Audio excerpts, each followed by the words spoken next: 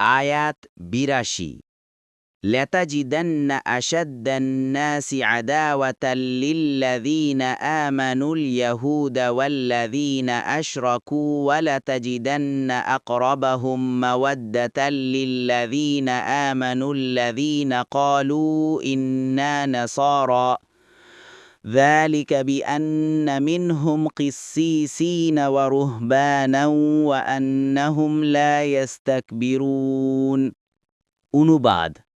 অবশ্যই মুমিনদের মধ্যে শত্রুতায় মানুষের মধ্যে ইয়াহুদি ও মুশরিকদেরকেই আপনি সবচেয়ে উগ্র দেখবেন, আর যারা বলে আমরা নাসারা মানুষের মধ্যে তাদেরকেই আপনি মুমিনদের কাছাকাছি বন্ধুত্বে দেখবেন।